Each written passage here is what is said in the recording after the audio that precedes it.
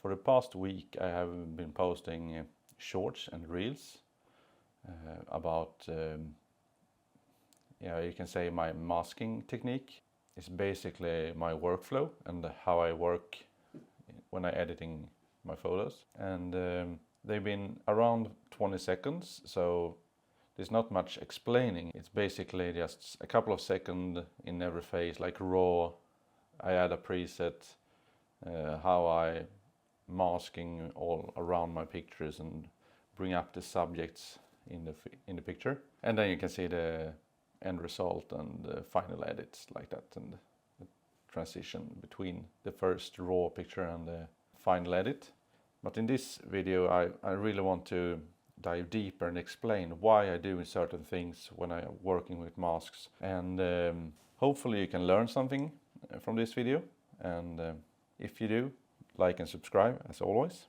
Let's open Lightroom and see what we can do. When I start editing in Lightroom, I think the most important thing is to see what kind of editing you want to do. What mood are you into? So I know that I want to have a little bit of darker tone in this one. So I need to have a playlist on Spotify to set the mood that I transfer into my picture. I rarely edit without music, and I think music is key for me when I'm editing to really get the tone in the picture. It sounds crazy, but that's how I work. We start to choose a preset, so I will go with either the soft edit or the total garn. I think total garn, my total garn preset is good here. I really like the tones of the green. It's just a start, so I don't need to doing it from scratch. So when I mask, the first thing I think about is what is the subject of this picture. The flower on the right needs to pop a little bit more than it does right now. It's decent, but can pop a little bit more. The first thing I will do is to make Radial Gradient. I usually do that to soft the picture out and really focusing where the viewer should look. So this is almost like a vignetting, but with focus on the target of the picture, the object. And when I do this, I do invert. I can maybe do it a bit smaller side, and then I just take down the exposure a little bit, maybe highlights to even it out around it. Not that much in this picture, but it's always different. You can't just take a guide and do it like them. You have to use your eyes and just see how you like it. With experience, you learn how to work with colors and make some colors pop and sometimes not, and bring something in the front of the picture and move it back. It's almost like sounds. You can make an echo in the back and the lead singer in the front, and in this picture the flower is the lead singer.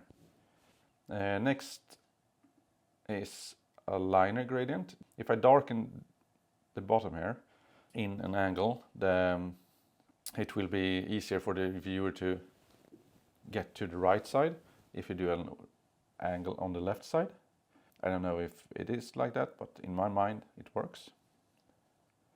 So here I remove the shadows a little bit more, so it's almost black on the bottom left. Almost. That's good. And this part up to the left is a little bit too bright.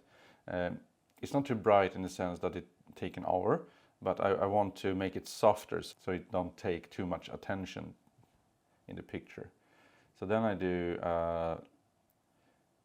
can do a luminance range and click it here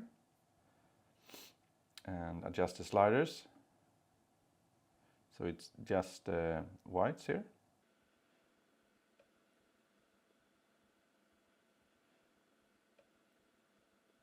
It's good here, and this mask also highlights the flower, and that's not good. So in this luminance mask, that where I target all the bright parts in the picture, I can just subtract and remove with the brush, because it's pretty easy, and just remove the targeted parts here and over here too. So now it's just the light part. I usually do remove the contrast. It will look a little bit weird, but I will show you it will be better soon. Then I take away the texture, clarity. Then I go back up to the amount slider here. Now it's 0, and then I can bring it up to make it a little bit softer, not much here. Just a little bit to make it. That looks, I think that's good. Or is it? Yeah, it's not much, it's just a little bit. The next mask will be an object. And then I want to make the flower pop a little bit more. Let's see how it works, how it does it. That's good. I want the flower to have a little bit more clarity and maybe texture.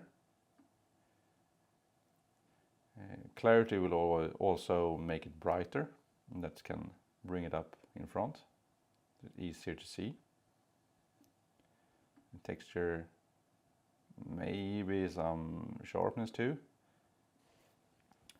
And then I can zoom in. That's pretty decent, I think.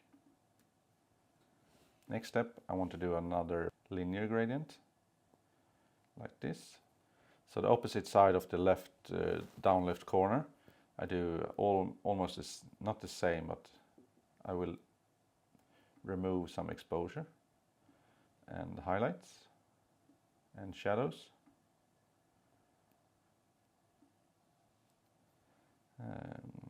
And we can try to do one more on the upper right, left too, and see what's happened. We can do it a little bit bigger, so it targeted more areas. A bigger fall off with the feather, and down with the exposure. And after this, I just do some tweaking if I'm not happy with the colors or something. Maybe reframe it or something, make it a little bit smaller so it's easier to see the flower. Yeah, I think I like this one. It's pretty decent. This is how I work with masking and how I think about it when I'm editing my photos. For me, in my workflow as a photographer, the editing is like 60% of everything. I'm not that great at taking photos and nail it in the camera, so I really need to editing my photos in Lightroom. Let me know if you learned something. I didn't do any intersect mask in this video, so let me know if you want me to dive deeper into that. It's an interesting way to work around some flaws that the masking tool have. It's really cool. And as I said, I hope you learned something, and as always, like and subscribe, and I will see you in the next video.